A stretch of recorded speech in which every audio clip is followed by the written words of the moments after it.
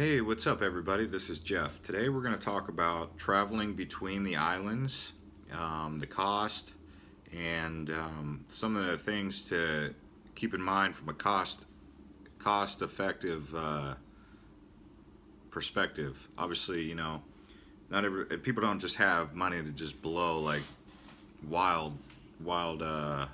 cash machines. So let's just get started on talking about how to come to Hawaii and see more than just one island, and how much time you're gonna want to consider, and how much money you're gonna want to plan for and expect, or how to do it on a lower budget. Okay, so the first thing to keep in mind about traveling between Hawaii is the only way to really do it, unless you have a buddy or a friend who can take you on their yacht, is by airplane. So there's Hawaiian Airlines, which is the more commercial airline to get around the islands. And then there's also Mokulele, okay? And Mokulele is a little bit cheaper, but it's a smaller airplane and it's a little bit more of a rougher ride. Maybe 10 people on board.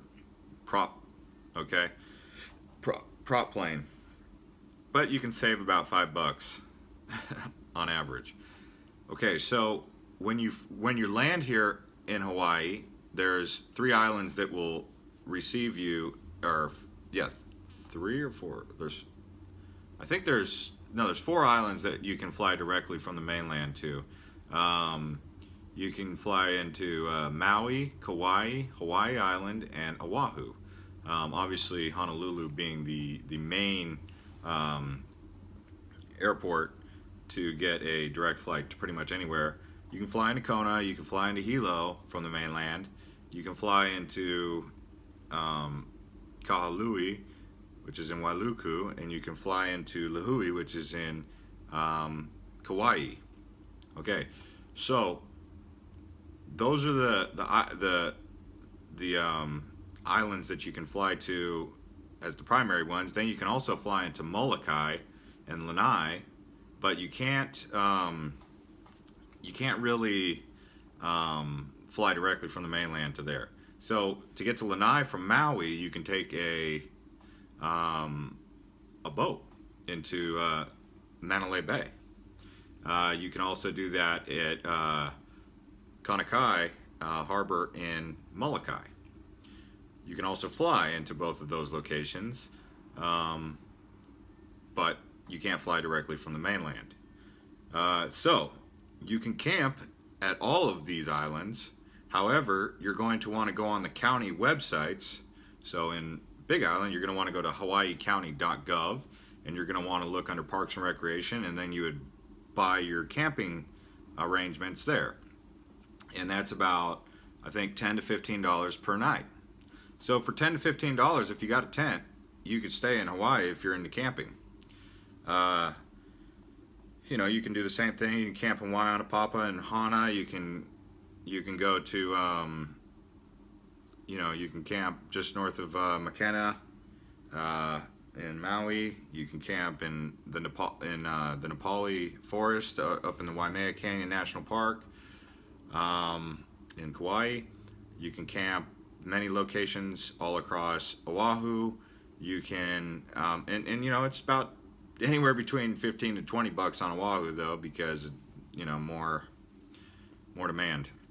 If you're gonna stay in a hostel, that's your next step up to saving money. Those are about $50 a night. For example, in Kona, they got hostels. They got hostels in Maui. They got hostels in Waikiki. They got hostels in Hilo, Kauai. So it's about $50 a night, and I think it can even get a little bit cheaper if you're willing to share a room with somebody. Then the next step is going to be a hotel. And hotels almost all across the island have resort fees. So even if it's a $135 room, expect to pay about a $30 to $45 resort amenity fee. So Airbnb is another option to consider. Craigslist is another option to consider. I'm only saying that for those of you who are really unique and like to really try unique things. or hotels.com is the one that I like to use if I'm staying in hotels, because the 10th night's free and you get an average. I don't know, I just like hotels.com. The next one to consider, the next point of interest to consider is transport. So on these islands, they do have buses. For example, here on the Big Island, they have a bus that you can take from Kona to Hilo for $2. How you're going to get around when you get to Hilo, or how you're going to get around when you get to Kona, that's another story if you're lugging around a big backpack. But, you know, maybe some people like to hitchhike. I don't recommend that, but people do that on this island and other islands quite often without incident. So the bus, there is a bus system in Hawaii that you can get around on, even in Maui. But so I think Maui's, you can't bring luggage, big luggage on there. So getting a rental car, you can actually rent a car in Hawaii for a really good price, about $35, $40 a day, and they don't really try to put too much taxes on there. I always go with Enterprise, and they're pretty good. You can try and check on Craigslist also for cars. The thing that you have to keep in mind is when you drive your rental car off-road, you've automatically violated the contract. So then, you know, if something happens, you're really on the hook completely. So if you want to do some off-roading, you want to make sure you go to a rental agency like a Jeep company that says, yes, you can rent this Jeep and you can go off-road in this Jeep. So if you're coming to Hawaii to go explore the lava fields, to go to hidden beaches, you got to keep in mind that you got to make sure the rental car company knows you're going to be doing that.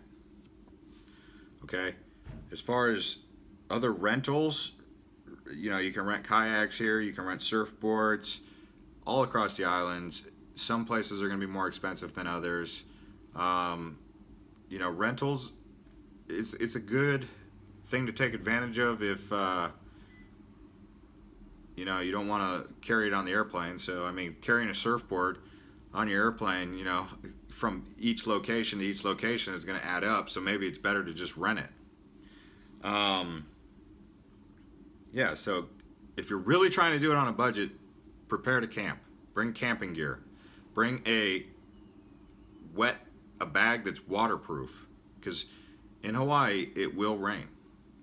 So yeah, I'm not saying that every night it's going to rain, but there's going to be places that are rainforest, and you're probably going to want to go there. So make sure you're prepared.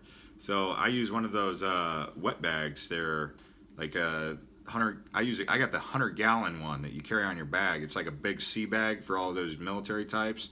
It's a big sea bag. You carry it on your, you know, you can fit pretty much anything in there, including, you know, like me, I carry my drone, a big box, and it fits in there. I put it at the bottom. And then, you know, you put your tent on top and some of your clothes and some of your stove.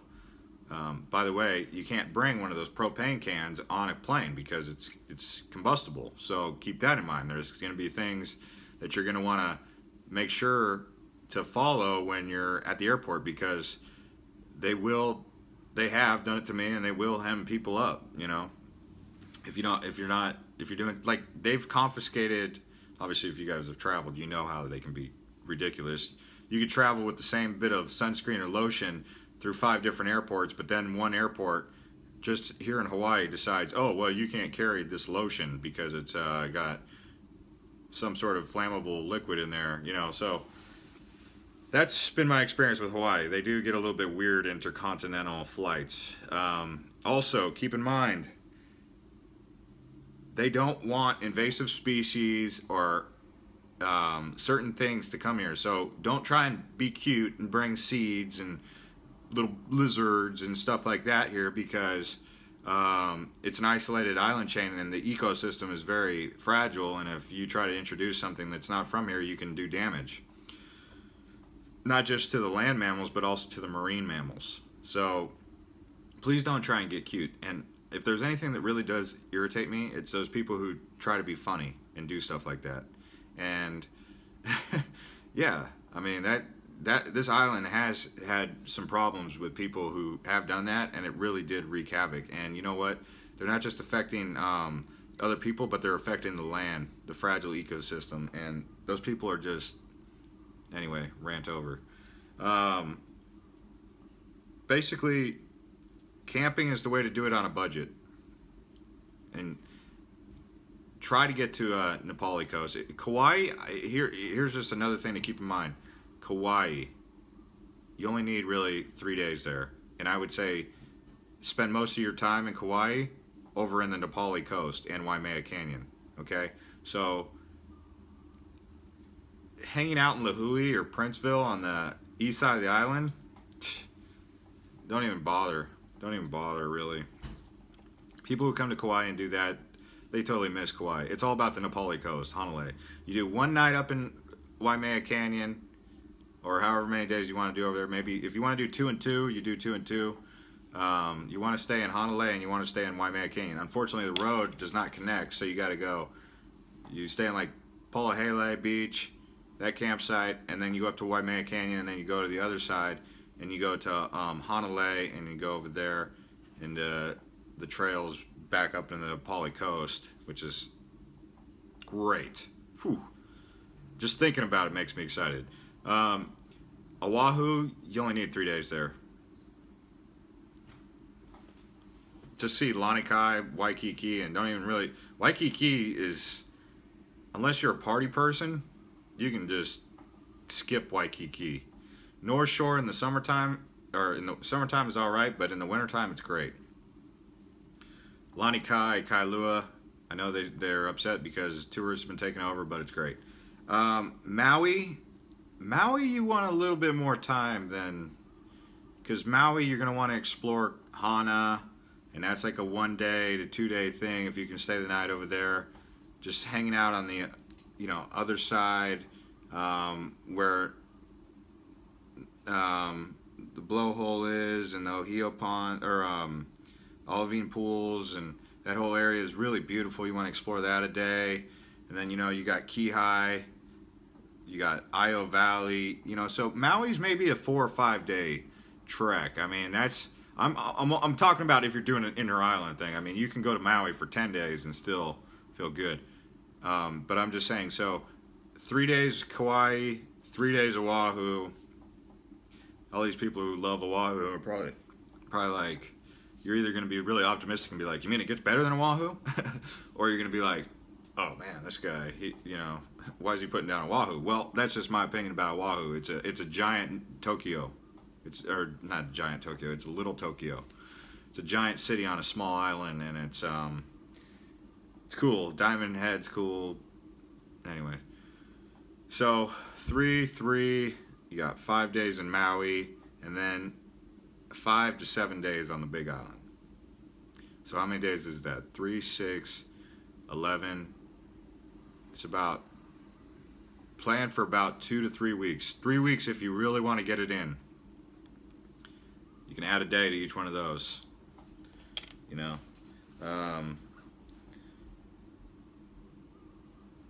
Kauai, if you do want to stay on Kauai a little bit longer, primarily focus on Waimea Canyon and Nepali coast. Don't get too fantasized with like Wailua Falls. Yeah, that's cool. You can see that when you get off the airplane. Other than that, I mean, the beaches over there are okay. It's not gonna... I mean, you're gonna get better beaches than the ones on the east coast of Kauai, all over Maui and Oahu anyway, and Big Island. So I would say just focus on Nepali coast.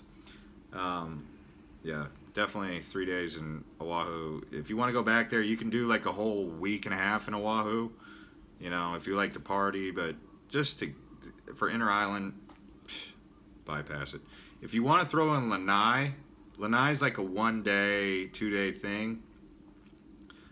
You can do it like, go to Haluk Bay. You can really see it. You rent a Jeep on Lanai, you take it around, you go to like the Sacred Garden, you go to Haluk Bay, and you do some exploring across the island. It's pretty cool. I mean, it's not like, it's a small island. It's really underdeveloped.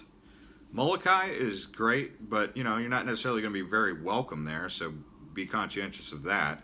So if you're one of those types who's not looking for problems, stay away from there. I didn't really get into the Big Island, so anyway, if I get into the Big Island, you can watch my other videos, but like I said, I'm just going to put it all into this. Take a look at Waipio Valley. Even consider hiking into Waipio all the way to Waimanu.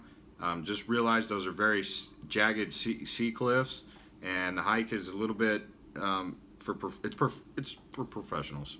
I mean, not professionals, but it's not for novice hikers. Don't come here thinking that you can just conquer the Waipio Valley to all the valley, the seven sacred valleys, or the Valley of the Kings, by being just a average hiker. Because you're gonna, you know, the cliff going up is, I'm not talking about the one down Waipio, I'm talking about the one where you're coming out of Waipio into Waimanu. Okay, Pololu Valley is like a lot easier than Waipio. So maybe, you know, that's the northern part of the seven valleys. So it starts Waipio, and then you got Pololu is where it ends, and you come into Kohala and Hawi. Hanging out in Kohala, I like Kohala. Kohala is like, I think, where I would want to live, if anywhere. It's arid, but it's just beautiful up there, Kohala. Kona is cool. Spending 2 days in Kona area. Going to some of the beaches around here. I'm not going to say their names because people get pissed off because they like to keep them secret. But yeah, the secret beaches over in Kona are worth checking out. But if you just go to if you just hang out on Ali'i, you might get a little bit bored because that's more a small town, like for older people who enjoy that, which you young folks probably would get bored in hanging out in Ali'i Drive for too long. Maybe one day there. Hilo is pretty cool. Puna is pretty cool. Try to get out to Puna. Stay like 1 or 2 nights up in Puna. Ooh, it's fun over there. If you can, stay 1 or 2 nights in Volcano, camping or staying at the lodge. Volcano National Park is beautiful. And I'm not just talking about because of the volcano. Just the jungle, the blue skies, the fresh air. I mean, it is beautiful in Volcano National Park. The waterfalls along the Hamakua coast are gorgeous. You got Rainbow Falls, you got Akaka Falls. You know, just a beautiful island. I mean, I can't go on enough about it. And then, you know, Waimea is nice. Hilo's cool. I mean, Hilo, maybe 1 night, 2 nights. People either love or hate Hilo. It's not really in between. Maybe it is in between, but the reason people don't like Hilo is because it's too small town, not enough action. And the reason people do love it is because it's hippie-ish. Hippies love it there. It's the Rasta lifestyle, you know. Local families are very friendly there, and they have very good local community. But as far as like coming from the mainland and going to Hilo, you want to check out the Botanical Garden, Rainbow Falls, which I already mentioned, and definitely get down to Puna, Pahoa, Kalapana. Beautiful down there. Anyway, I'm just making this video, and go ahead and subscribe to my channel. I like to travel, and I like to talk about Hawaii, but I'm going to be doing some more traveling into Southeast Asia and around Australia and stuff, and South America, into Europe, just world travel. And I like to make these blogs about my experiences to encourage you guys to take a different perspective. So, see you guys later.